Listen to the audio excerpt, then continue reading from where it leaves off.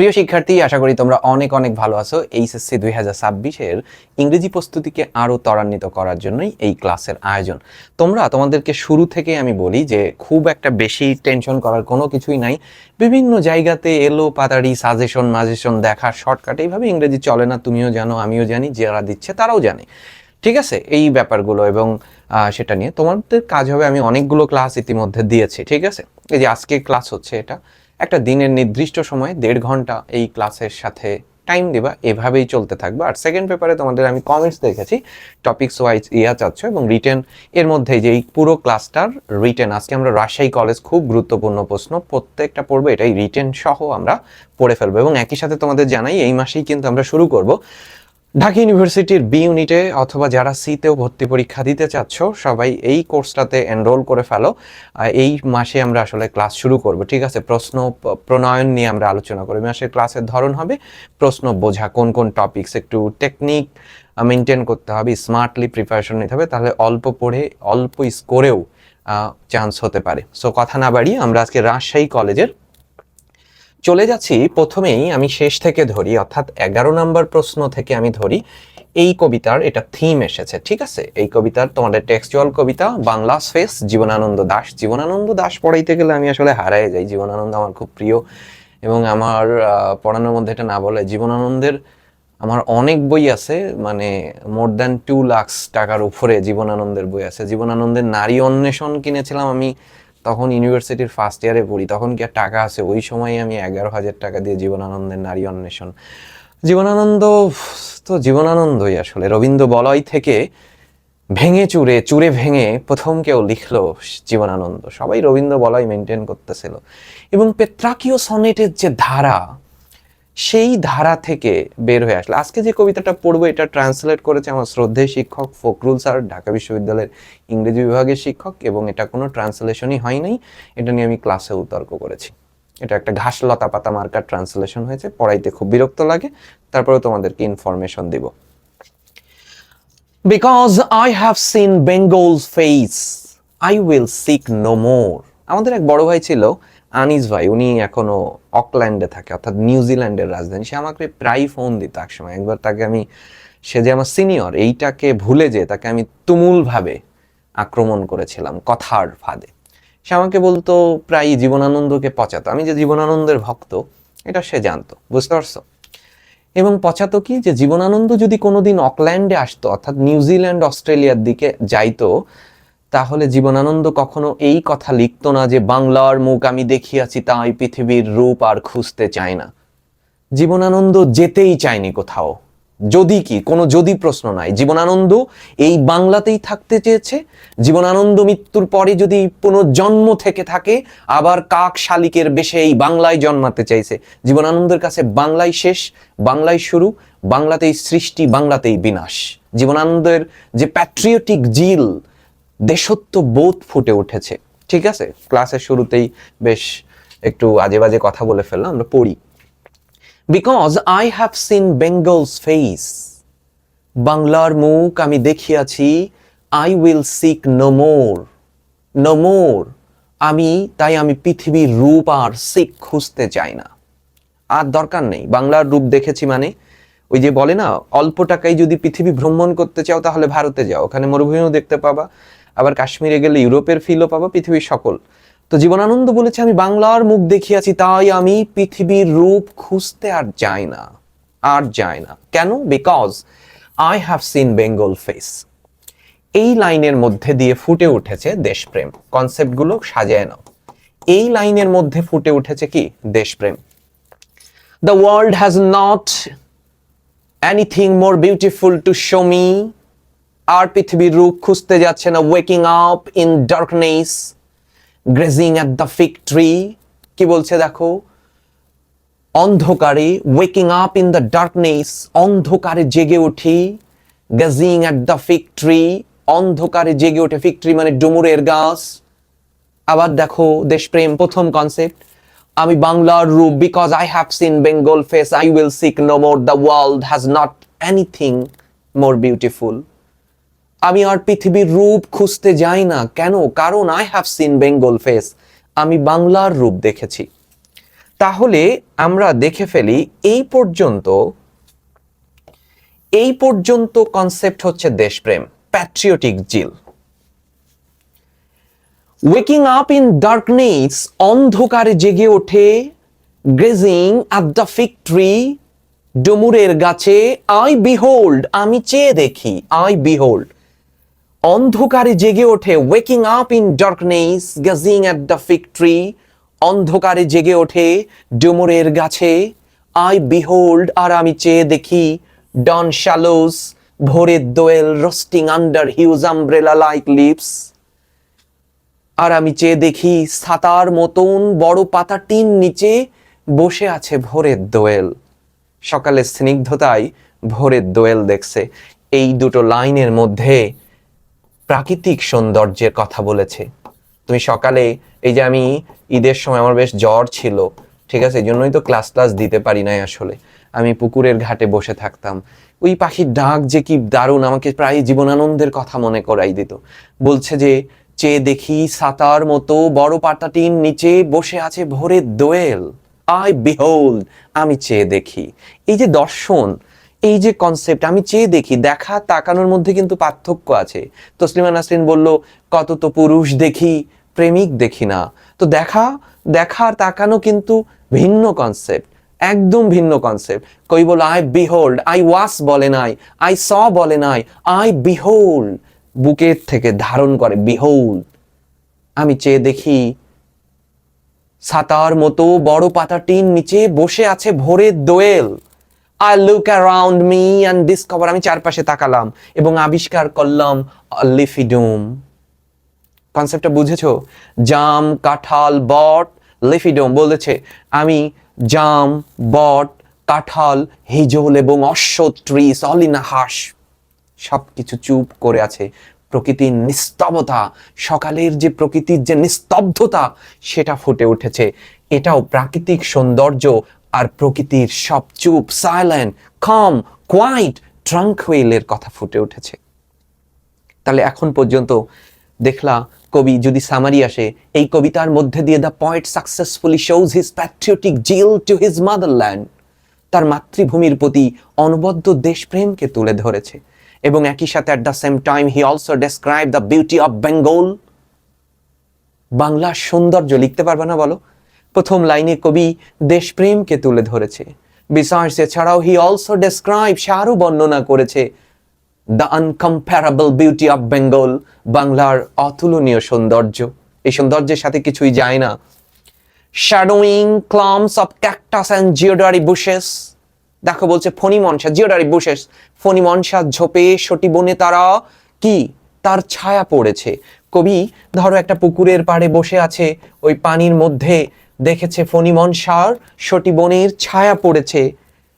When long ago চাঁদ came in his honeycomb boat, অনেক অনেক আগে যখন মধুকর ডিঙা থেকে চাঁদ চম্পার কাছে গিয়েছিল, to a blue hijal bot tamal shade নেয়াদ দ্য চম্পা, চম্পার কাছে এমনই হিজল বট তমালের নীল ছায় বাংলার অপরূপ রূপে চাঁদ সওদাগর চম্পার সাথে দেখা করতে গিয়েছিল, মানে টু বি কল্ড ডেটে গিয়েছিল আসলে, যেটা সেই মাধুকরী ডিঙাবে চম্পকনগরের চম্পার সাথে দেখা করতে যেত। তখনও এই হিজল বটের ছায়ায়, ওই যে তাহলে একজন প্রেমিক প্রেমিকার কাছে যাচ্ছে কিসের জন্য? হৃদয়ের টানে চলে যাচ্ছে। সেই এতটা স্তব্ধতা, এতটা নিস্তব্ধতা, সেই রাতে হিজল তমাল ওই জ্যোৎস্না স্নাত রাতে চাঁদ চম্পক নগরে চলে যাচ্ছে চম্পার সাথে দেখা করতে, এত টান। কিন্তু যখন তাহলে প্রেমিকার সাথে যখন দেখা করতে যাচ্ছে, তখন প্রেমিকের ফোকাস কোথায় থাকবে? প্রেমিকার কাছে। সেটা না থেকে বাংলার সৌন্দর্যটাকে টেনে নিয়েছে। তাহলে বাংলার থেকে প্রেমিকা বড়, প্রেমিক বড়, সেটা ফুটে উঠেছে। এটার মধ্যেও আবারও দেশপ্রেমিক, যে সমস্ত মানবিক প্রেম, আমি তুমির প্রেমের থেকেও দেশপ্রেম বড়, সেটা ফুটে উঠেছে। আবার দেখো কি বলেছে, বেঙ্গলস ইনকম্পারেবল বিউটি দেখেছে সে। One day alas in the Gangur, Gangur নদীর কথা বলেছে, on a rapt as the waning moon sank on the river sandbags, দেখেছিল। সেটা কি কথা বলছে আবার দেখো, Bengal's incomparable beauty. আচ্ছা, one day alas high in the Ganguri, one on a wrapped মানে কলার ভেলা, as the waning moon sank on the river sandbanks. Behula to saw countless অশ্বত্থ, বেহুলাও দেখেছিল অগণিত অশ্বত্থ বট, besides golden rice field, সোনালী ধানের ক্ষেতের পাশে, and heard the thirst soft song, আর শুনেছিল শ্যামার নরম গান। ওহো, এই যে কনসেপ্টটা তোমরা জানো, বেহুলা লক্ষিন্দরের যখন মৃত্যু হলো, তখন আজ ওয়েডিং নাইটে, বাসর রাতেই যখন স্বামী বিয়োগ হলো, তখন বেহুলা ব্রত করলো স্বর্গে যাবে, লক্ষিন্দরের জীবন ভিক্ষা নিয়ে আসবে। এই নারী স্বামী বিয়োগের যে যন্ত্রণা, বিলাভডের হারানোর যে যন্ত্রণা, প্রেমিক হারানোর যে যন্ত্রণা, এই যন্ত্রণা তো তীব্র, বুঝতে পারছো না? এই যন্ত্রণা তীব্র, আসলেই কিছু মনে থাকে না। যখন স্বর্গের উদ্দেশ্যে কলার ভেলাতে র্যাপ্টে গাঙ্গুরি নদী দিয়ে বেহুলা চলে যাচ্ছিল, তখন সে শ্যামা নরম গান, এখনো গ্রাম মানে মানুষ মনে করে শ্যামা যখন একটু নরম সুরে গান গায় মানুষের বিপদ আপদ হয়, দুর্যোগ নামতে পারে। শ্যামা নরম গান শুনেছিল, একই সাথে সোনালী ধানের পাশে অগণিত অশ্বতের নৃত্য দেখেছিল। স্বামী বিয়োগের যন্ত্রণা না, সেই যন্ত্রণাও কমিয়ে দিয়েছিল এই বাংলার সৌন্দর্য। কি ফুটে উঠল বাংলার অপরূপ সৌন্দর্য, এতটাই সৌন্দর্য যে স্বামী বিয়োগের যন্ত্রণাটাকেও কিছু সময়ের জন্য প্রশমিত করলো। Where gods held court one day arriving in Amora, আমোরা মানে যেখানে ইন্দ্রের সভা, ইন্দ্রকে প্রধান দেবতা, ইন্দ্রের সভা, ঠিক আছে, পৌঁছালো সে। Where gods held court মানে অমরার অ্যাপোজিশন। অমরাটা কি? যেখানে ঈশ্বর বিচার বসাবে শেষ বিচারের দিনে। When she danced like a desolate wagtail, ছিন্ন খঞ্জনার মতো যখন সে নেচেছিল ইন্দ্রের সভায়, তখন লক্ষিন্দরের জীবন যখন ফেরত চাইতে চেয়ে গেল, তখন তো দেবতাকে খুশি করতে হবে। দেবতা বেহুলাকে নৃত্য করতে বলল। দেখো, আমার কাছে এখানে তোমরা বিভিন্ন ধর্মের থাকতে পারো, আমি একটু সলিড ধর্ম চর্চা করি, আসলে আমাকে লিবারেল বলতে পারো। এই জায়গাতে আমার কাছে ইন্দ্রকে, প্রধান দেবতাকে আমার ভীষণ নিষ্ঠুর মনে হয়েছে। স্বামী বিয়োগের যন্ত্রণা, সে জীবন ফেরত দিবে, ইয়েস অর নো বলে দিলে হলো না, এটা সম্ভব না, সৃষ্টির বৈপরত্যে চলে যায়, কারোর মৃত্যু হলে তার জীবন আর ফিরে আসবে না, এটাই সৃষ্টির নিয়ম। কিন্তু উনি সত্য দিলে আমাকে সন্তুষ্টি করতে হবে নেচে। তো নায়িকার নৃত্য, নায়কের সাথে যে নৃত্যটা করে সিনেমা তো দেখো, সেই নৃত্য কিন্তু অনেক প্রাণবন্ত। আবার মিশার মতো ভিলেন যখন নায়িকাকে তুলে নিয়ে যাবে, সেই নৃত্য হবে ডান্স লাইক আ ডিসোলেট ওয়েগটেইল, ছিন্ন খঞ্জনার মতো, পাখির খাঁচাবিহীন ডানাবিহীন পাখি যেমন ছটফট করবে, বেহুলার ওই নৃত্যকে, অথবা গুন্ডা নায়িকাকে ধরে নিয়ে যে তার যে ওই যে বাংলোতে যে নৃত্য নাচাবে, ওই নৃত্যকে ডানাবিহীন পাখি নৃত্যের সাথে, যন্ত্রণাকাতর নৃত্যের সাথে তুলনা করেছে। এবং দেখো, Bengal's river fields flowers well like strings of bells on her feet, বাংলার নদ নদী ভাটফুল ঘুঙুরের মতো তার কেঁদেছিল পাই। নায়কের সাথে নাচলে তার ঘুঙুরে ঝংকার উঠত, কিন্তু প্রেমিকা বিয়োগের মৃত্যু, ওই মৃত্যুতে নৃত্য, সেই নৃত্যতে তো কাঁদবে। বাংলা দেখো কতটা সিম্প্যাথেটিক, বেহুলার ওই ঘুঙুরের কান্নার সাথে বাংলাও কেঁদেছিল। এবং অবশেষে যখন জানতে পারলো লক্ষিন্দরদের নিয়ে এবং তার আরো 6 ভাইকে নিয়ে যখন বাংলায় ফিরল, তখন স্বর্গ থেকে মেসেজ আসলো, বেহুলা আর লক্ষিন্দর তো মানুষ না, মনুষার একটা মাস্টার প্ল্যান ছিল উষা। বেহুলার নাম ছিল হচ্ছে উষা, আর লক্ষিন্দরের নাম ছিল অনিরুদ্ধ। এই উষা আর অনিরুদ্ধ এরা স্বর্গই ছিল, কিন্তু মনসার মাস্টার প্ল্যানে মানুষ রূপে মানব গর্ভে এদের আগমন ঘটে। যখন মনসার ওই যে মনসাকে পূজা দেওয়ার, চাঁদ সওদাগরের পূজা দেওয়ার যে মাস্টার প্ল্যান ছিল, যখন এই প্ল্যান সাকসেসফুল হয়ে গেল, তখন স্বর্গ থেকে নোটিশ আসলো, it is time to come back, এখন ফিরে আসার সময় হয়েছে। উষা এবং অনিরুদ্ধ, অর্থাৎ বেহুলা লক্ষিন্দরের স্বর্গে নাম ছিল উষা আর অনিরুদ্ধ। তখন বেহুলা লক্ষিন্দর অর্থাৎ উষা আর অনিরুদ্ধ স্বর্গে ফিরে যেতে চায়নি, কারণ তারা বলেছিল স্বর্গ থেকে বাংলা ভালো। এজন্যই যারা স্বর্গগামী তারাও জানে এই বাংলার রূপ কি আসলে। এই কবিতার দুর্দান্ত ব্যাখ্যা আছে, মোটামুটি আমি পড়ছিলাম অনেক আগে, তোমাদের কেমন লাগবে লেগেছে অল্প বলেছি। তো এই কবিতার মধ্যে আমরা দেখো এটা মূলত থিম, বাট আমি এখানে সামারি আজকে 2বার করাতে হবে। এখানে আগে সামারিটা, এই কবিতা সামারি এবং থিম দুটোর জন্যই গুরুত্বপূর্ণ। সামারি হচ্ছে এক্সপ্লিসিট ওয়ে, মানে যা যা বর্ণনা করেছে। হেয়ার দ্য পয়েট ডেসক্রাইবস, দেখো দ্য পোয়েম এক্সপ্রেসেস, পোয়েম কবিতা এবং কবি কি বর্ণনা করেছে সেটা summary direct. The poem expresses deep admiration, ব্যাপক প্রশংসা করেছে ফর দ্য আনম্যাচড বিউটি, বা একদমই অতুলনীয় সৌন্দর্য অফ বেঙ্গল। লিখতে পারবে না? দ্য পোয়েম এক্সপ্রেসেস, এই পোয়েমটি এক্সপ্রেস করেছে, প্রকাশ করেছে, কি প্রকাশ করেছে? গভীর প্রশংসা প্রকাশ করেছে। আবার দেখো, the poem expresses deep admiration, গভীর প্রশংসা কিসের? For the uncomparable beauty of Bengal, বাংলার অতুলনীয় সৌন্দর্যের এক প্রশংসা করেছে। দ্য স্পিকার ফাইন্ডস বিউটি, বক্তা এই সৌন্দর্য খুঁজে পেয়েছে কোথায়? গাছে, পাখির মধ্যে, নদীর মধ্যে, গাঙ্গুরি নদীতে, মাঠ, সোনালী ধানের মাঠে, ফুলের মধ্যে, সব কিছুর through reference to legendary figures like চাঁদ সওদাগর এবং বেহুলা লক্ষিন্দরের মতো পৌরাণিক চরিত্রকেও তুলে ধরেছে এই সৌন্দর্য বর্ণনা করার জন্য। The poem shows that Bengal's natural charm, বাংলার প্রাকৃতিক সৌন্দর্য has fascinated people throughout history. Behula Lakhindar এবং চাঁদ সওদাগরের মতো চরিত্রকেও বাংলার সৌন্দর্য মুগ্ধ করেছে। Its beauty so extraordinary that nothing else in the world can compare to it, যা পৃথিবীর অন্য কিছুর সাথেই আর তুলনা হতে পারে না। সো ফর দিস রিজন, কবি বলেছে, আমি বাংলার মুখ দেখিয়াছি তাই পৃথিবীর রূপ আর খুঁজতে যায় না। এটাকে যদি থিম লেখো একদম ইমপ্লিসিট ল্যাঙ্গুয়েজে, দেখো খুব ছোট্ট হয়েছে।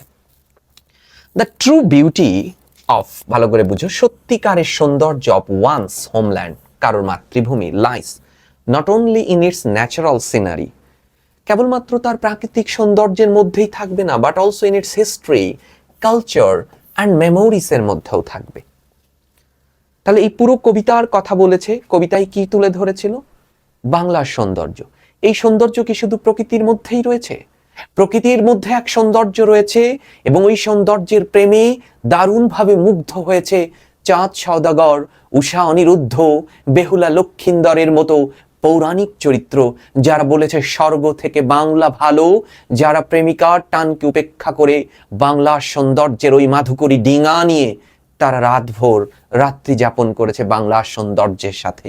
এই জন্য বলছে দ্য ট্রু বিউটি, সত্যিকারের beauty, the true beauty of one's homeland, যে কারোরই মাতৃভূমির সত্যিকারের সৌন্দর্য, not only lies the true beauty of one's homeland lies not only in its natural beauty but also in its history, culture and মেমোরিসের মধ্যে। Deep love and attachment, গভীর ভালোবাসা, এই যে to familiar landscape create a sense of belonging that surpasses the attraction of any other place in the world. ওই যে গভীর ভালোবাসা, ওই ভালোবাসাটা ছাড়িয়ে গিয়েছে, surpasses the attraction of any other place in the world, পৃথিবীর যে কোনো ভূমির, পৃথিবীর যে কোনো সৌন্দর্যকে, সেটা পৃথিবীর সৌন্দর্য হোক, অর্থের বৈভব হোক, জীবন আনন্দ, কোথাও যেতেই চায়নি, মৃত্যুর পরেও আবার বাংলায় ফিরতে চেয়েছে, কাক হয়ে ফিরতে চেয়েছে। ওই যে কোনো প্লেস, যে কোনো লোভের থেকে, যে কোনো কিছুর থেকে ওই মাতৃভূমির অ্যাট্রাকশন সব কিছু সারফাসেস অতিক্রম করে যায়। এটি হচ্ছে আমাদের থিম হচ্ছে ইমপ্লিসিট ল্যাঙ্গুয়েজ। আমরা দেখি আমাদের এর পরবর্তী আলোচ্য বিষয় কি আসলে। আমাদের এই গ্রাফটা নিয়ে কথা বলা হচ্ছে। গ্রাফে 3টা প্যারা করবা, এটা একটি পাই চার্ট, 3 প্যারাগ্রাফ। প্রথমে ফার্স্ট প্যারাতে যে কাজটি করবা, প্রশ্নে কি বলেছে সেটা। প্রশ্ন কোথায় পাবা? এই শোজের পরে। দেখো, দ্য পাই চার্ট ইলাস্ট্রেটস অথবা the pie chart shows the monthly, যারা একটু লিখতে পারবা, the pie chart shows the monthly expenditure of family, একটা পরিবারের মান্থলি যে ব্যয় সেটা তুলে ধরেছে। এরপরে একটা আজারিয়া লেখা লিখবা, লেখা বাড়ানোর জন্য কোন কোন ক্ষেত্রে ব্যয় করে, সবগুলো দেখে দেখে নাম লিখে দেবা। এটা খুব গুরুত্বপূর্ণ, 90% পরীক্ষায় আসার মতো, ঠিক আছে? এটা খুব গুরুত্বপূর্ণ। তাহলে দেখো ফার্স্ট প্যারাতে কি লিখেছি, the pie chart illustrates the এই কথাটা কোথাও এই শোজের পরে, monthly expenditure of a family on different sectors, ভিন্ন ভিন্ন সেক্টর। ইট শোজ দ্যাট, এটা দেখিয়েছে, the family spend its income on 7 category, 7টা ক্যাটাগরিতে দেখাইছে। সাসাস দিয়ে লিখে দাও, food 1 2 3 4 5 6 7, house rent, car, outing, education, medical expenditure and others. লিখতে পারবে না? সরল কথা, the pie chart shows, pie chart অথবা the pie chart illustrates the monthly expenditure of family on different categories. The family expend their monthly income কিসের উপর? On 7 ক্যাটাগরিজের উপরে, like food, house rent, car, outing, education, outing মানে recreation, ঘোরাঘুরি, বিনোদন, medical and others. First প্যারা শেষ। এবার সব থেকে বেশি খাবার, তারপরে বাসা ভাড়া, এরপরে শিক্ষা এবং কার মেইনটেনেন্সের সমান যাচ্ছে, এটা আমার কাছে একটু বেশ অদ্ভুত লেগেছে, এবং মেডিকেলে মাত্র 1%, এতে বোঝা যাচ্ছে ওই ফ্যামিলি নির্ঘাত হেলদি ফুড হ্যাবিট মেনটেন করে আসলে, বা এটা নিয়ে মাত্র 1% এবং অন্যান্য 6। তো খাবার থেকে আমরা শুরু করেছি। দেখো, food accounts for the largest share of the expenditure, food accounts for the largest share of the expenditure, comprising কত? 40% অফ দ্য টোটাল ইনকাম, ঠিক আছে? House rent is the second highest expenses, which is কত? 28%, or taking up the 28% of the total expenditure, মোট ব্যয়ের। The chart further rebels, চার্টটি আরো প্রকাশ করেছে যে বোথ কার, দুইটা 10% ছিল কিন্তু, both car maintenance and educations consume 10% each of the family monthly expenditure. সরল কথা, তোমার ভাষায় লিখবা। স্পেন্ডিং এর পরে আদারে 5%, পারপাসেস 6%, অন্যান্য, while outing accounts for 5% of the budget. এরপরে মেডিকেল নিয়ে, medical expenses make up only 1%, which is the smallest portion among all the expenditure, সকল ব্যয়ের মধ্যে সব থেকে কম। বর্ণনা শেষ হয়ে গেল। Together food and house rent, এরপরে যদি বলে 150 ওয়াট, তখন তুমি এইটুকু লিখবা, দুটোকে যোগ করে একটা দেখানো হয়েছে। এবার থার্ড প্যারাতে ওভারঅল কি দেখেছো? Overall the pie chart suggest that the family follows, কি ফলো করেছে? আ প্র্যাকটিক্যাল অ্যান্ড ব্যালেন্সড একটা স্পেন্ডিং প্যাটার্ন ফলো করেছে। আ সিগনিফিক্যান্ট পোর্শন অফ ইনকাম, ইনকামের সব থেকে একটা গুরুত্বপূর্ণ দিক সে ইজ অ্যালোকেটেড, বন্টন করেছে এসেনশিয়াল নিডসে, such as food and housing এর মতো। এরা কিন্তু বেশি তোমার লাক্সারি আইটেম নেই। At the same time reasonable amounts ব্যয় করেছে এডুকেশন, ট্রান্সপোর্ট অ্যান্ড রিক্রিয়েশনের ক্ষেত্রে। The very low medical expenditure may indicate that the family members are generally healthy, সাধারণত তারা healthy. In conclusion, the family appears to manage its monthly budget efficiently. এই পর্যন্ত লিখে তুমি শেষ করে দিও, ঠিক আছে? এটার পিডিএফ দিয়ে দেব, খুব ভালো ইংরেজি লেখা হয়েছে। এই নিয়মে 4টা চার্ট আসবে, বাচ্চারা বা স্টুডেন্টরা কিভাবে কলেজে যাচ্ছে, এত পার্সেন্ট বাসে, এত পার্সেন্ট সব এই নিয়মে। একজন শিক্ষার্থী, এটা মনে হয় করিয়েছিলাম, তার দিনের সময় কোন কোন ভাগে ভাগ করে, ঠিক আছে? এই চার্টটা এই একইভাবে একই ভাষায় তোমরা লিখবা। চলে আসি আমরা, আমাদের একটা স্টোরি রয়েছে, ভালো করে বুঝো, একটা স্টোরি। এই স্টোরিতে কিন্তু 7 মার্কস সম্ভবত। এই স্টোরিতে খেয়াল করো কি হয়েছে। Rafiq got into the train, Rafiq ট্রেনে উঠেছে। He found out his seat, খুঁজে বের করলো এবং ট্রেনে বসে পড়লো। খুব ভালো কথা কিন্তু, চিন্তা করো। আ ফিউ মিনিটস লেটার, কিছু সময় পরে আর একজন প্যাসেঞ্জার আসলো, এসে উনি দাবি করলো the seat, and to his utter surprise, যে এই সিটটা তার। তখন তো রফিক বেশ সারপ্রাইজড হয়ে গেছে, এবং Rafiq discover that he had got into the wrong train, সে একদমই ভুল ট্রেন, এই ট্রেনটাই তার না, অন্য ট্রেনের টিকিট কাটা, সে ভুল করে উঠে পড়েছে। এখন তো খুব দেরি হয়ে গেছে, ট্রেন হ্যাড অলরেডি লেফট, ট্রেনটা ইতিমধ্যে ছেড়ে দিয়েছে। There was no way to get down, এখন নেমে যাওয়া ছাড়া কোনো উপায় নাই, তাই রফিক লেফট দ্য সিট। আচ্ছা, রফিক সিট ছেড়ে দিল, and stood near the door, দরজার কাছে দাঁড়ালো। কেমনে দাঁড়াবে? ট্রেন ছেড়ে দিছে, মিস করেছে ইন an offset way, বিমর্ষ বদনে সে দাঁড়ালো। ফার্স্ট প্যারা হলো। এরকম 4টা প্লট তৈরি করবা। একটা সিনেমায় দেখো প্লট থাকে গল্পের, নায়কের একটা মানে জন্মাচ্ছে, বাবা মায়ের মৃত্যু হয়ে যাচ্ছে, প্রতিশোধের নেশায় বড় হচ্ছে, দ্বিতীয় প্লট। ভিলেনের সাথে দেখা হচ্ছে, তৃতীয় প্লট। তাকে প্রতিশোধ নিয়ে ক্লাইম্যাক্সে পৌঁছে যাচ্ছে, চতুর্থ প্লট। এই প্লটগুলো ভীষণ জরুরি। এই প্লট ঠিক না করতে পারলে এবং ক্লাইম্যাক্সে উঠাইতে হবে। ক্লাইম্যাক্স না হইলে সেটা স্টোরি হয় না, এবং সিলেবাস বলতেছে একই সাথে মোরাল থাকতে হবে। বাংলা সিনেমাতে দেখো ক্লাইম্যাক্স আছে, খুব একটা মোরাল নেই। ধরো চরিত্র এ নায়ক আর বি চরিত্র নায়িকা, এরা দুজনই হেঁটে গেল, এভাবে সিনেমা শেষ। ক্লাইম্যাক্স লাগবে, বৃষ্টি লাগবে, এখানে তার বই পড়ে যেতে হবে, দুজনের ধাক্কা লাগবে, একটা ক্লাইম্যাক্সে যাবে, তাহলে গল্প আগাবে না। এরকম প্লট তৈরি করতে হয়। তো এরপরে আসলে কি কি হতে পারে, আমি আমার এক ধরনের কনসেপ্ট আমি লিখেছি। প্রথমে সে শকড এবং রিয়েলাইজেশন হইল। কনফ্লিক্ট, তার মধ্যে একটা জটিলতা। সে টিকিট চেকার বা সহকারীদের সাহায্য চাইলো, সবাই বলল পরে স্টেশনে নামতে হবে, তার কাছে খুব বেশি টাকাও ছিল না, ফোনের চার্জও প্রায় শেষ। এমন এক ধরনের কনফ্লিক্ট তৈরি করাইতে পারি।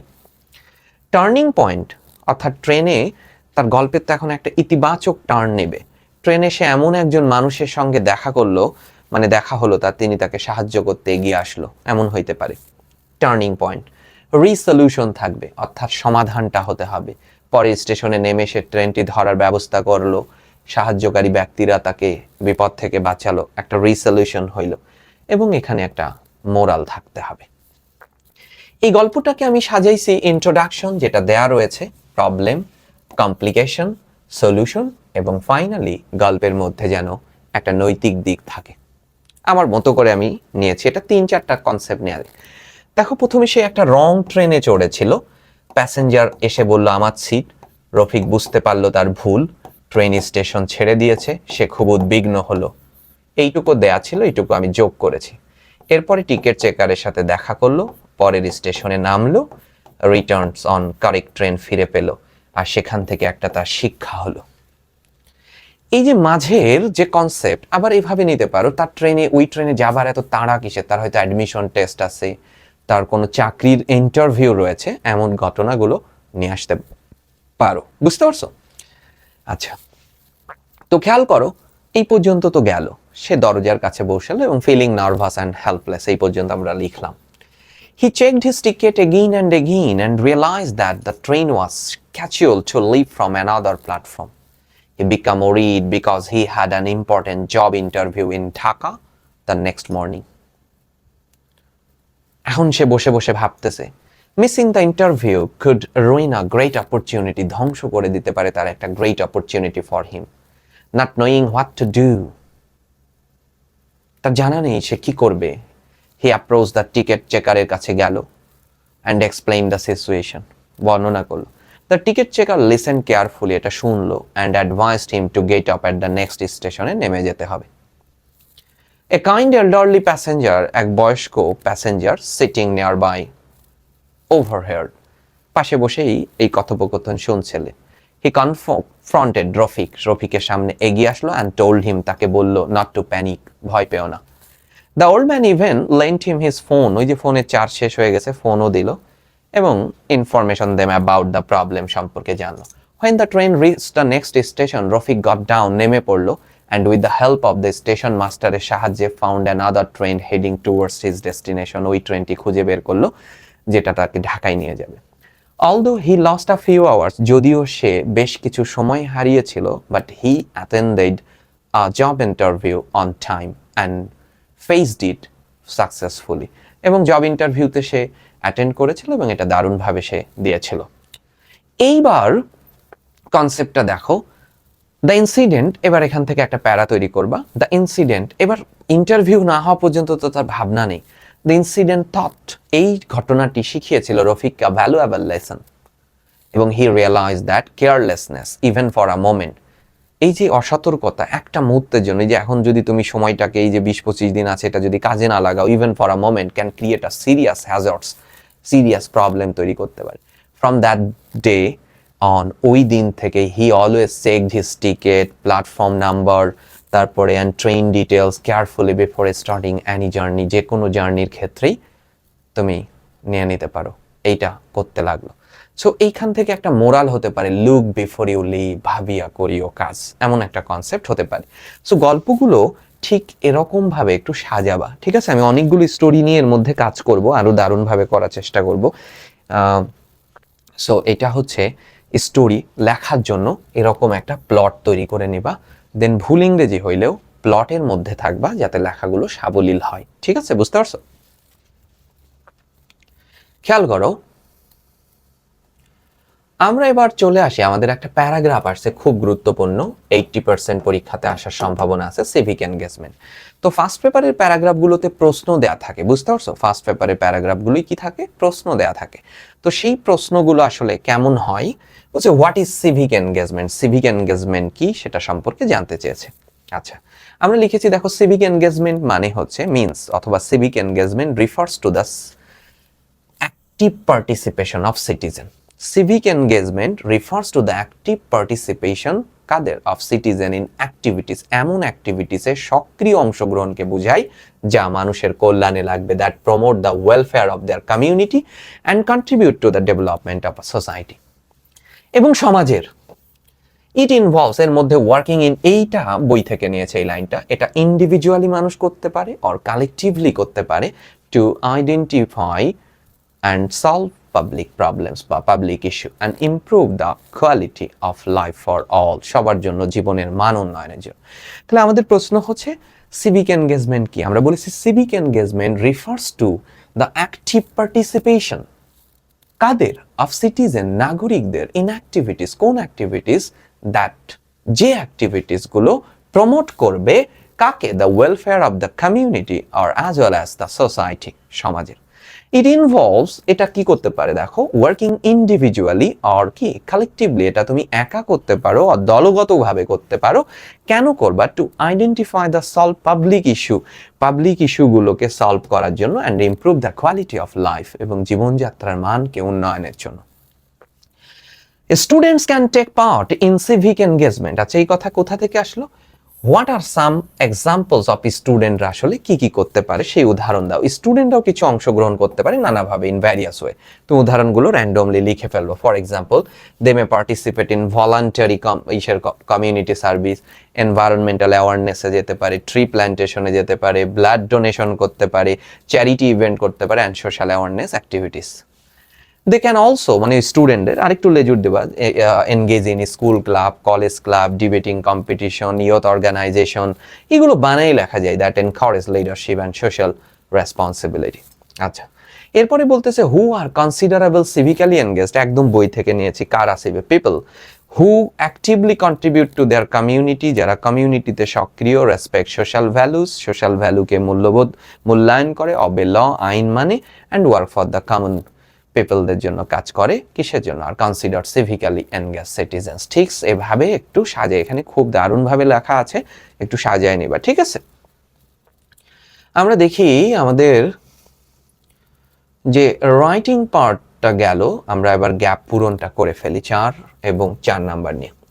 Food adulteration is one of the, one of এর পরে একটা সুপারলেটিভ ডিগ্রি বসবে। প্রবলেমস হচ্ছে নাউন, নাউনকে মডিফাই করবে অ্যাডজেক্টিভ, এবং সেই অ্যাডজেক্টিভটা যেন সুপারলেটিভ ডিগ্রিতে হয়। এটা কেমন প্রবলেম হতে পারে? গ্রেটেস্ট। নাও গ্রেটেস্ট প্রবলেম, ভালো করে বুঝো কিন্তু। Different food and food products, vegetables, fruits and fishes আর, তার মানে এখানে তুমি চিন্তা করো এই পুরো অংশটা কিন্তু সাবজেক্ট ছিল, ওকে? এবং are being, am being, is being, are being মানে প্যাসিভে রয়েছে, প্যাসিভ, প্যাসিভ ভয়েস। তার মানে এই যে ফুড, ফুড প্রোডাক্টস, শাকসবজি, মাছ, ফল, এগুলো কি হচ্ছে? দ্য আনক্রিফিউলাস, ঠিক আছে, অসাধু, অ্যান্ড প্রফিট মঙ্গার, যারা মুনাফা লোভী, এদের বিজনেসম্যানদের দ্বারা কি হচ্ছে? এগুলো দূষিত হচ্ছে। আর am being is being R being এর পরে ভার্বের থার্ড ফর্ম contaminated হচ্ছে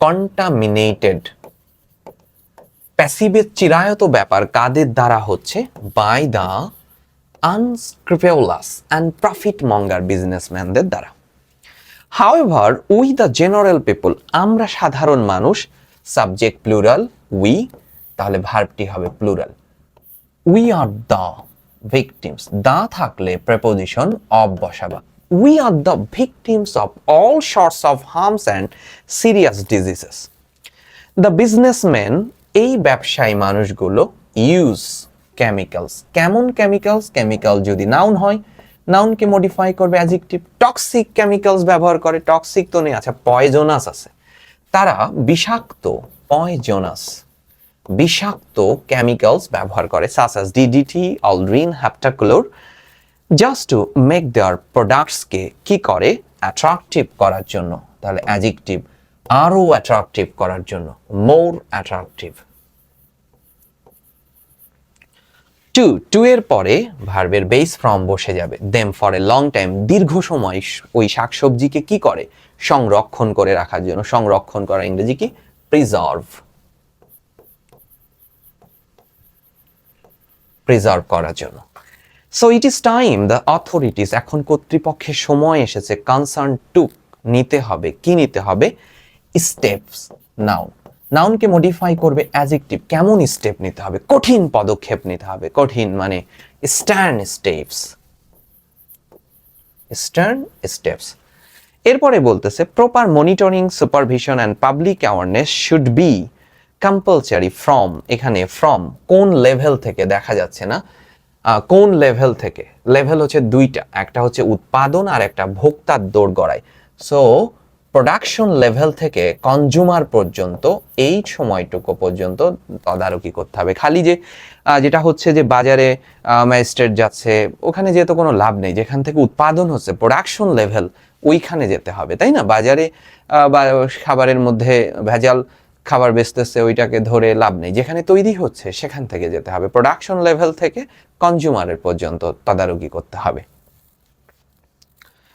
আমরা দেখে ফেলি Bangladesh is a land of dash beauty তো বিউটি হচ্ছে নাউন নাউনকে মডিফাই করবে adjective land of natural beauty সরল শব্দগুলো আমরা লিখি ইটস বিউটি ভালো করে বুঝো এই বাংলা সৌন্দর্য ইজ সো ক্যাপটিভেটিং সত্যি মনোমুগ্ধকর যা এই স্ট্রেঞ্জার একজন আগন্তুক ক্যান নট বাট হচ্ছে মডাল অক্সিলিয়ারি ভার্ব ঠিক আছে সো মডালের ব্যবহার কি সাবজেক্ট মডালের পরে ভার্বের কোন ফর্ম হয় বেস ফর্ম হয় যদি সাবজেক্ট অ্যাক্টিভ হয় আর এই সাবজেক্টটা যদি প্যাসিভ হয় ঠিক আছে তাহলে কি হবে মডালের পরে কাকে নিয়ে আসবা বি আনবা তারপরে ভার্বের থার্ড ফর্ম করবা বলতেছে একজন স্ট্রেঞ্জার মানে হঠাৎ এই দেশে যে এসেছে সে ক্যান নট বাট পারেই না looking at the endless beauty বা এন্ডলেস ভ্যারাইটি এই বৈচিত্র্যময় সীমাহীন সৌন্দর্য দেখে মুগ্ধ না হয়ে পারেই না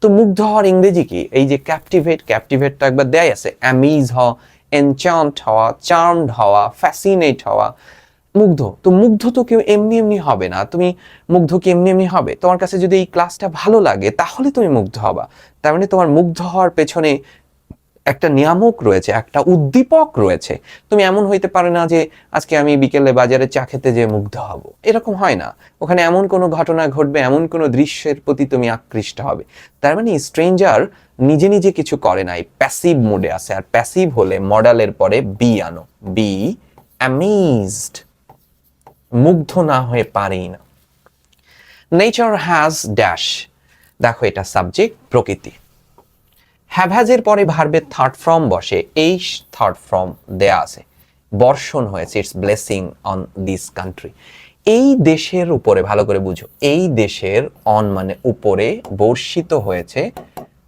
ব্লেসিং আশীর্বাদ অর্থাৎ এই আশীর্বাদ কে দিয়েছে প্রকৃতি দিয়েছে আমরা বলি না ঈশ্বর তাকে কোনো কিছু দিতেই যেন কার্পণ্য করেনি মানে এই একেবারে মানে ব্যাপকভাবে দিয়েছে, ব্যাপকভাবে বর্ষণ। বর্ষণ কথাটা এমনি 10 মিনিট বৃষ্টি হলো সেটাকে তো তুমি বর্ষণ বলো না, যখন হেভি রেইন হয় তখনই তুমি বর্ষণ বলো।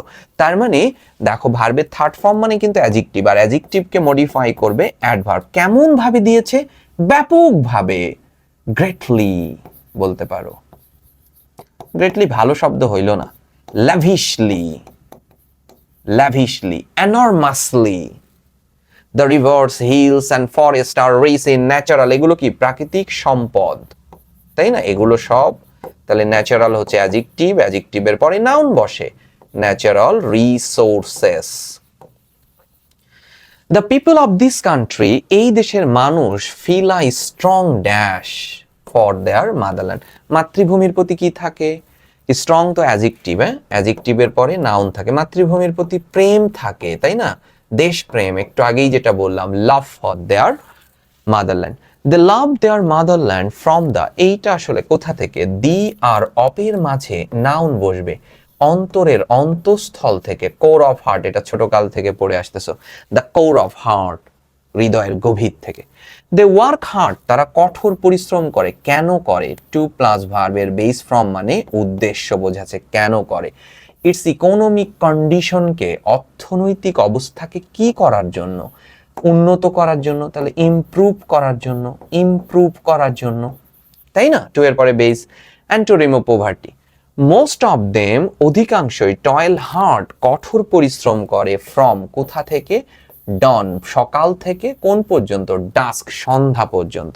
Two accelerate the pace of, কিসের কিসের? টু অ্যাক্সেলারেট মানে বাড়াতে, ত্বরান্বিত করতে। কি ত্বরান্বিত করতে? The pace of, the pace of, গতি। পেস মানে তো বুঝো, ক্রিকেটে পেস বল করে, পেস বল, তার মানে গতি। কিসের গতি? উন্নয়নের গতি। অফ প্রিপোজিশনের পরে নাউন বসবে, তাহলে উন্নয়ন মানে কি? Development, development. কি লিখলাম? গ্যাপগুলো ছোট হয়ে গেছে। Development. The progress of this country lies, এই দেশের উন্নয়ন নিহিত আছে, দি আর অপের মাঝে নাউন, কিসের মধ্যে? কমন পিপলদের হাতে, the hands of common people. They are the, তারাই, আমার হাতে যদি থাকে তাহলে আমি লিখতে পারবো, এটা এটা হাতে থাকলে। আমার হাতে যদি দেশ থাকে তাহলে আমি দেশকে চালাতে পারবো, আমি দেশের, আমরাই দেশের কি স্থপতি, আমরাই দেশের মেকার, আমরাই দেশের, তাহলে অ্যান্ড প্রসপারাস বাংলাদেশের, they are the makers, they are the architects, they are the builders of a beautiful and prosperous Bangladesh. বুঝতে পেরেছো? গ্যাপগুলো নিয়ে শব্দ চয়ন করতে হয়, বুঝতে পারছো? পাগলের দল তোমরা হচ্ছে, একেবারেই যাচ্ছে তাই হয়ে গেছো। ওকে, আমরা চলে আসি আমাদের যে 2 নাম্বার প্রশ্নে চলে আসি, how to write a flowchart. Flowchart দেখার জন্য তুমি সবচেয়ে প্রথম যে কাজটা করবা, সেখানে প্রশ্নের মধ্যে দেখবা যে কোথায় শোয়িং কথাটি লেখা আছে, একদম কোথায় শোয়িং কথাটি লেখা আছে সেইটা খুঁজে বের করবা। কোথায় আমরা পাচ্ছি? এই হচ্ছে শোয়িং। এরপরে যা আছে সেটাই হচ্ছে প্রশ্ন। সো এরপরে কি আছে সেটা বের করো। বলছে the activities of, no no no no no no no no no, এটা তো প্রশ্ন, ডিডোলাসের কথা আসলো কেন? কোনো কাটেই নাই, বুঝছো? কোনো কাজ হয় নাই। শেট ম্যান, খেয়াল করি না, এটা তো আগের ইয়া ছিল। প্রশ্ন কি হবে বলো তো? টেস্ট পেপার কোথায়? 1 মিনিট। এটা রাজশাহী কলেজের প্রশ্ন ছিল, রাজশাহী কলেজ। ওকে, রাজশাহী কলেজ। প্রশ্ন ঠিক নাই। আচ্ছা, এই শোয়িং এর পরে যা লেখা থাকবে সেটি হচ্ছে আমাদের প্রশ্ন, ভালো করে বুঝো। সো প্রশ্নটা হচ্ছে কি সেটা আমরা এখানে লিখি। প্রশ্ন হচ্ছে showing the major characteristics of adolescent, showing the major characteristic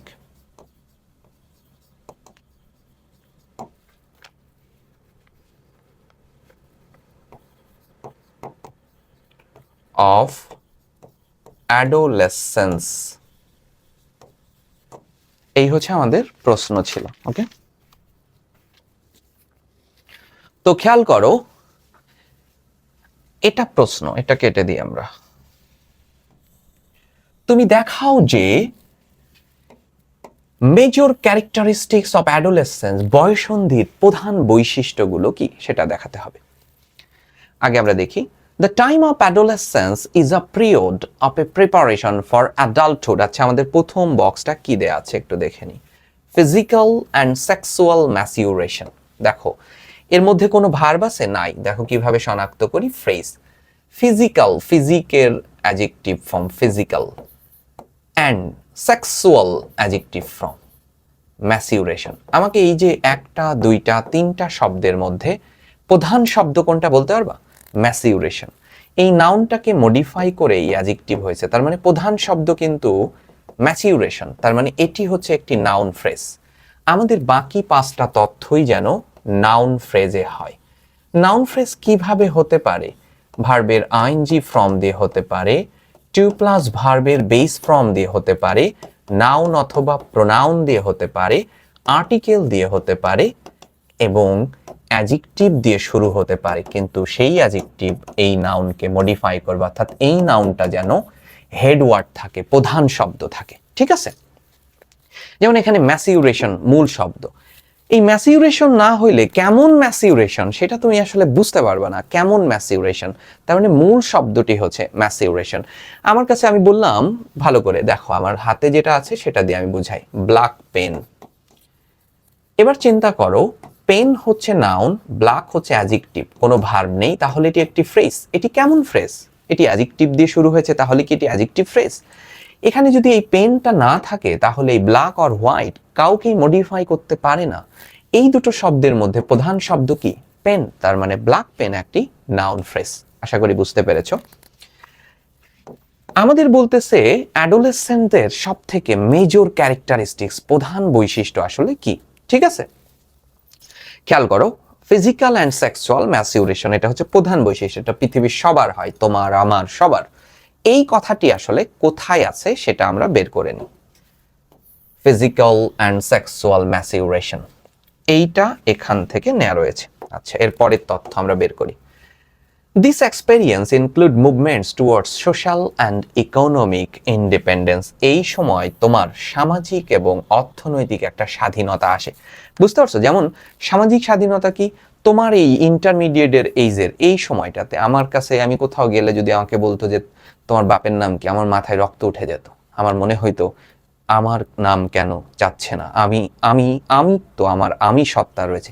এই যে সোশ্যাল ইন্ডিপেন্ডেন্স, এবং তোমাদের এমন হয় কি না ইকোনমিক ইন্ডিপেন্ডেন্সের জন্য। আমি যখন ইন্টারমিডিয়েট পড়াই তখন আমি প্রথম পড়ানো শুরু করলাম আমার এক বন্ধুর ভাইকে, এবং এক পর ওকে পড়ানোর পরে দেখি ওর আত্মীয় স্বজন আরও 3-4টা। কারণ আমার বাবার একটা দোকান আছে, হ্যাঁ, ওখান থেকে আমার টিচারদের বেতন নিতে আমার খুব কষ্ট হতো। মানে আমি ওই দোকানে চারপাশে সাইকেল নিয়ে আমি ঘুরতাম, বুঝতে পারছো, বেতন। এরপরে কখন চাইতাম যে বাপ একটু দেখুক, আমাকে দেখে বকা দিত। তারপরে কি জন্য ঘুরে বেড়াচ্ছিস, পড়ালেখা নেই, হ্যান ত্যান। তখন বলতাম স্যারের বেতন লাগবে। এই যে একটা ভীষণ রকম, মানে এমন পরিমাণের খারাপ লাগতো, কারো কাছে চাইতে হবে। হ্যাঁ, তারপর আমি পড়ানো শুরু করলাম, হ্যাঁ, গোপনে। সো এই যে ইকোনমিক ইন্ডিপেন্ডেন্স, এটা একটা মেজর ক্যারেক্টারিস্টিক্স পড়ে যায়।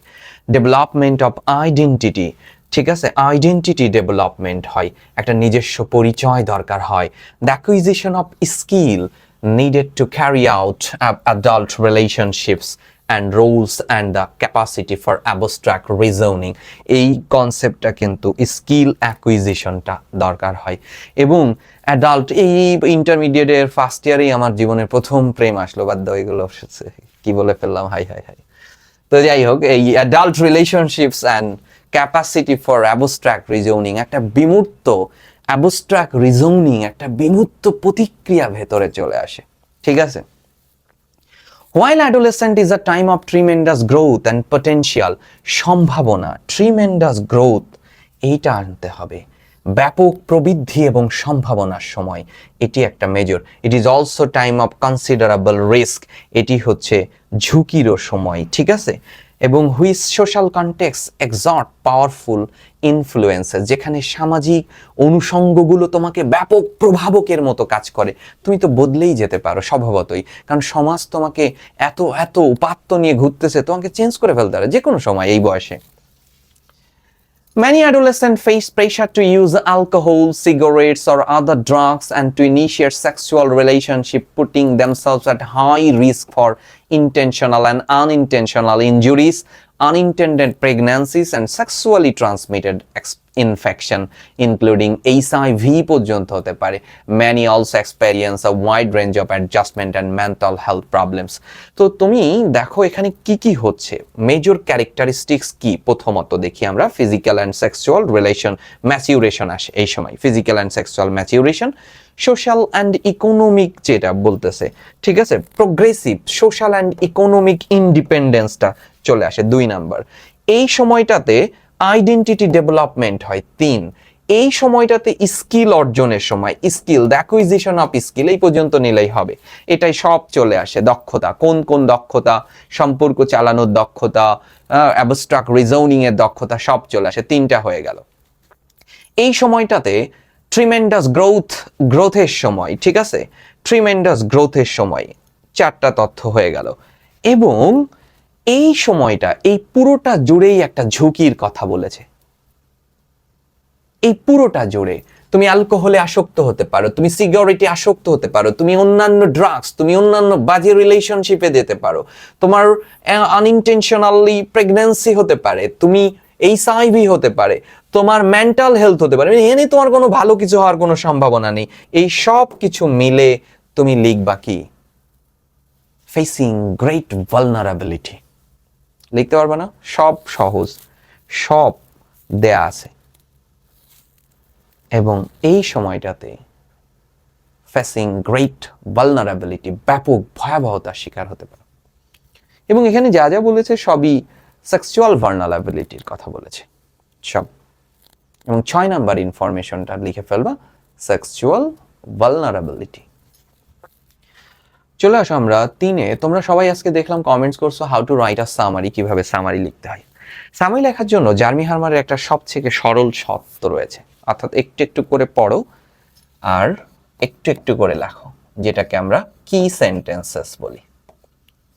ঠিক আছে, একটু একটু করে পড়ো আর একটু একটু করে লেখো, যতটুকু পর্যন্ত একগত, এবং সেটাকে যেন ধারাবাহিক হয়, কোহেরেন্স থাকে, কোহেসিভ থাকে। একদম টপ করে লাফায়ে চলে যাবে এমন না, তথ্যের রিপিট হইলে তুমি লাভ দিবা, বাদ দিবা। কোহেরেন্স।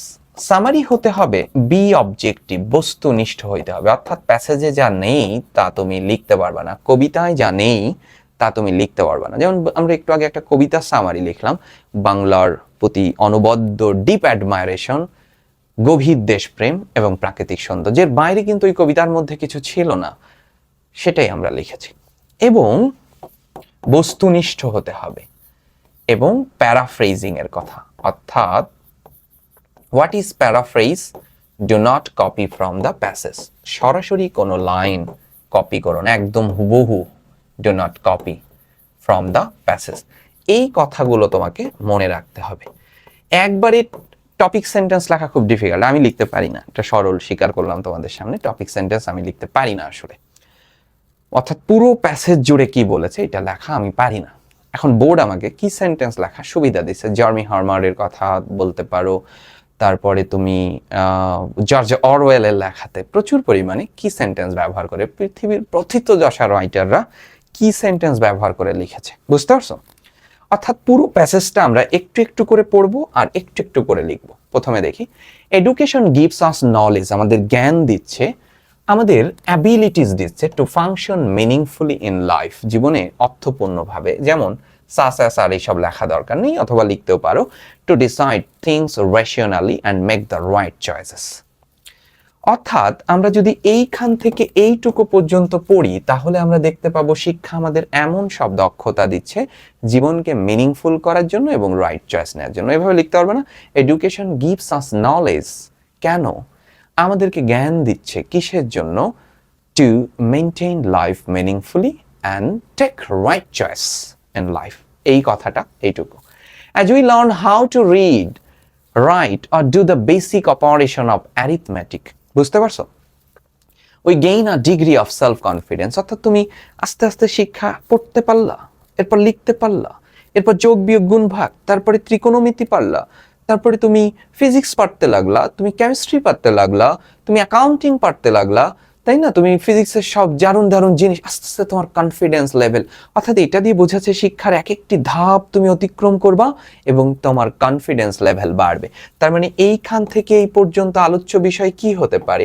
বিসার্স এছাড়াও education helps us to gain confidence. Clear? We learn to think, দেখো দুই লাইন লিখেছি, দুই line. We learn to think for ourselves and articulate our thoughts, আমাদের সুস্পষ্ট ধারণা দেয়। We pick up skills to communicate with others and manage our life, our affairs well, আমাদের ভালো সম্পর্ক, আর ভালো সম্পর্ক মানেই তো রেশনালি চিন্তা, মিনিংফুলি জীবন চালানো, খুব দারুণভাবে তথ্যের পুনরাবৃত্তি হয়ে গেল, এই লাইনটা বাদ চলে গেল। এই পুরো লাইনটা দেখো আমাদের আর দরকার হচ্ছে না, তথ্যের পুনরাবৃত্তি হয়ে গেছে। আবার দেখো, education help us think independently and make our own opinion. own opinion কি রাইট চয়েস না? রাইট চয়েসই তো তোমার অপিনিয়ন। ইন্ডিপেন্ডেন্টলি চিন্তা করা মানেই তো রেশনালি যুক্তিযুক্ত ভাবে চিন্তা করা। আবার দেখো তথ্যের পুনরাবৃত্তি হয়ে গেল, বাদ হয়ে গেল। বুঝতে পারছো? পাগলের দল এইভাবে সামারি নিতে হয়, সামারি এভাবে নিতে হয়। পৃথিবীর সব জগৎ বিখ্যাত বই এভাবে লিখেছে, আর আমাদের দেশের বিখ্যাত সব টিচাররা লেখে the passage is about, the passage refers to. এদেরকে আমার কিছু একটা খাওয়ায় মারে ফেলতে ইচ্ছা করে। As we know, দেখো এত পর্যন্ত আমরা দুই লাইন লেখার ক্ষমতা লিখেছি, কারো পরের লাইনগুলো উপরে যা লিখেছি তাই হয়ে গেছে। লিখতে পারবা না? লিখে আমাকে দেখাবা, কিন্তু মানে পোস্ট করবা আমাদের গ্রুপে। প্রথমে education gives us knowledge and abilities, কেন? to create life meaningfully and to take decision, সিদ্ধান্ত rationally, যুক্তিযুক্তভাবে সিদ্ধান্ত নিতে সাহায্য করে। এরপরে আমরা দেখেছি besides এছাড়াও education helps us to gain confidence। দুইটা লাইন লিখেই পরের দুই লাইন পেলাম, উপরে যা লেখা এখানেও তাই লেখা। As we know more about the world, আমরা পৃথিবী সম্পর্কে যত জানবো, we appreciate the good things it offers us, but also become critical of the deviation from the values. Deviation মানে তো বুঝো, বিচ্যুতি হয়ে যাওয়া। তুমি যদি তোমার ভ্যালুস, মূল্যবোধ থেকে যদি তুমি সরে যাও, শিক্ষা থেকে যদি সরে যাও, তখন ইম্পার্ট মানে প্রদান করবে। কি প্রদান করবে? তোমার রাইজ অফ হার্টেড, তোমার মধ্যে হিংসা প্রদান হবে, তোমার মধ্যে কনফ্লিক্ট প্রদান হবে, তাই না? এটা তো আমাদের হেডওয়ার্ডের সাথে যায় না। The first thing education does is to give us awareness about ourselves, which leads to the development of our personality. এখান থেকে তুমি লিখতে পারো besides এছাড়াও education helps us, সাহায্য করতেছে, অথবা কি? To become awareness, সতর্ক হতে। As we begin school, যখন আমরা স্কুল শুরু করি, we feel the need to belonging the class and make friends, আমরা তখন বন্ধু বানানোর তাগাদা বোধ করি। We then expand our sense of belongings, তারপরে আমরা আমাদের আইডিয়াকে এক্সপ্যান্ড করি to include school at large, our community, এবং ফাইনালি সারা দেশে, তাই না? তুমি যদি ঢাকা বিশ্ববিদ্যালয়ে পড়ো, তোমার বন্ধু সব জেলাতেই হয়ে যাবে। এই যে এডুকেশন দাস, আর এভাবেই শিক্ষা prepares every child to become an active member of the community, সম্প্রদায়ের একটা সক্রিয় কর্মীতে রূপান্তর করছে। এডুকেশন, ইট ইজ বিলিভড, বিশ্বাস করা হয়, শিক্ষা আমাদের পটেনশিয়ালিটিকে মূল্যায়ন, মুক্তি দিচ্ছে, আমাদের মধ্যে যে সম্ভাবনা আছে সেই সম্ভাবনার মুক্তি দিচ্ছে।